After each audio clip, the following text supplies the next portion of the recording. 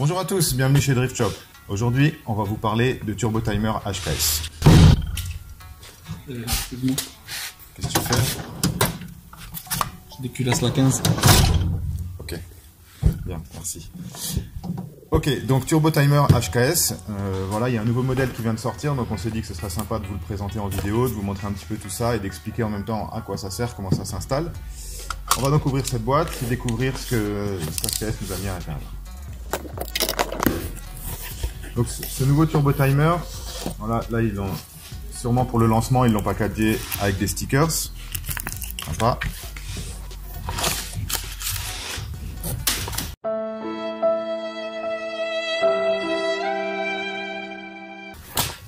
Le Turbo Timer en lui-même, jolie carte en carton jaune et blanche, et la boîte.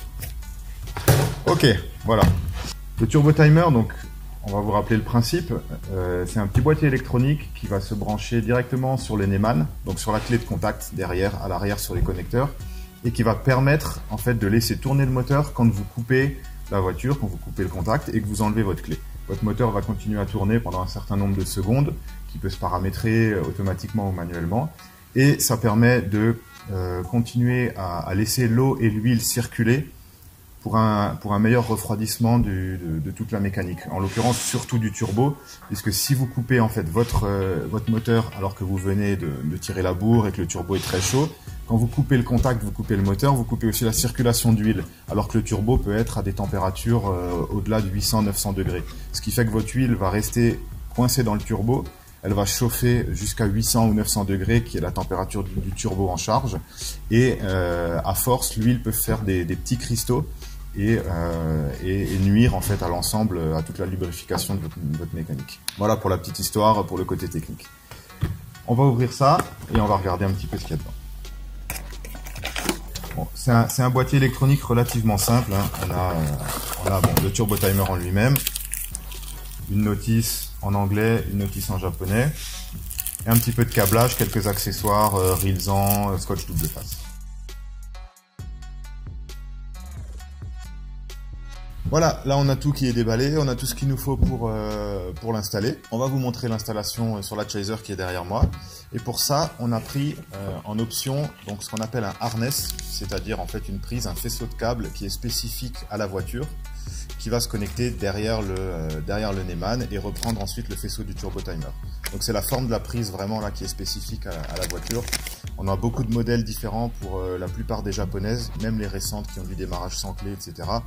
Donc pour l'installation, n'oubliez vraiment pas ce harness parce que ça facilite vraiment la vie. Et pour les voitures par contre qui n'ont pas de harness, comme la plupart des européennes, là il va falloir prendre un faisceau universel et réaliser les connexions à la main en soudant. Allez, c'est parti, on y va. Alors avant toute chose, pour la sécurité, pensez bien à débrancher votre batterie. Voilà, c'est fait en 2 secondes.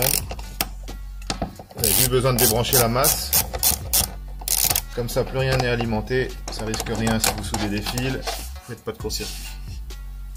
Alors, le principe de l'installation du Turbo Timer, première étape, il va falloir accéder au Neumann pour pouvoir le débrancher et venir intercaler dessus donc le harness, le faisceau qui est spécifique à la voiture.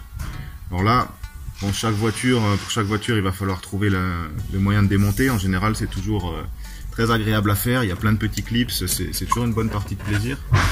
Heureusement, chez Toy, bon, c'est pas trop compliqué. Après, il suffit de tirer dessus.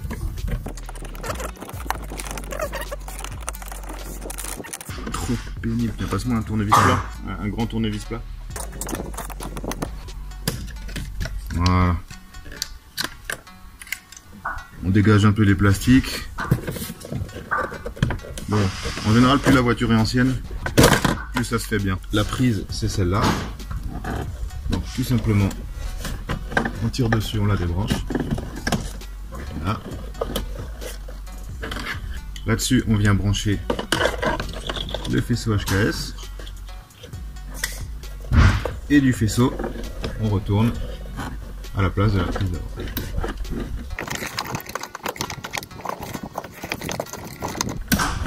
Voilà. Et donc le côté qui du coup vient shunter cette connexion au Neumann, vient se connecter directement sur le turbo timer qui est là. Alors, ce qui est sympa chez Toyota, ils ont bien prévu le truc. Ils ont une petite boîte à gants là. Donc je vais percer juste un petit trou et je vais faire passer le faisceau là-dedans.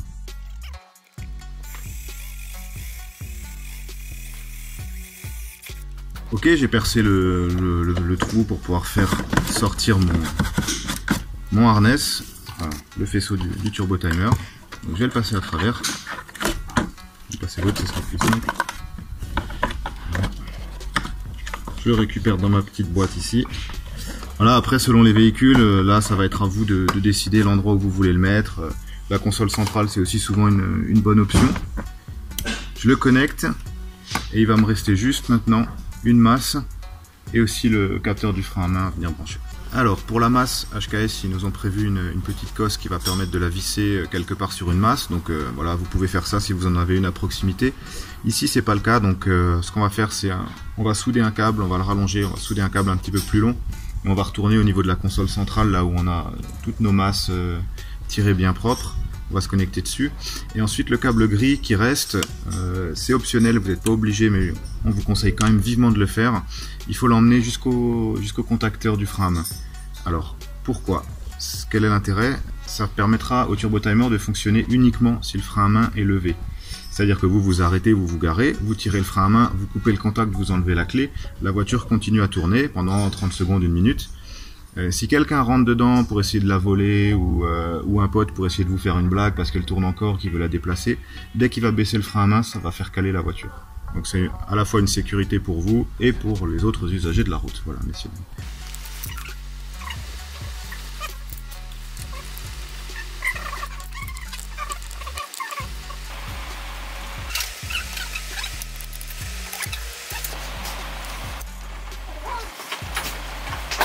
Donc on a terminé l'installation, on a fait nos petites soudures au niveau de la masse et du frein à main et on a mis le turbo timer dans sa petite boîte à gants spécialement prévue à cet effet par Toyota.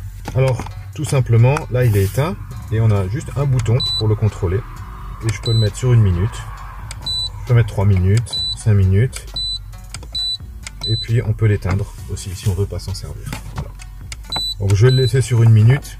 L'idéal étant toujours de ne pas prendre le turbo timer comme un allié pour sa sécurité, mais voilà, l'idéal c'est toujours d'arriver et de rouler cool les 2-3 dernières minutes avant de vous garer. Il y aura rien de plus efficace que ça en termes de refroidissement. Le turbo timer ça vous apporte un petit plus, ça a aussi un côté sympa, c'est un petit gadget électronique vraiment cool pour toutes les voitures. Mais ce qui est vraiment important, c'est quand même de toujours prendre le temps de refroidir en roulant avant d'arriver. Ok, et bon, on va aller essayer ça. Je laisse sur 1 minute. Et je reprends.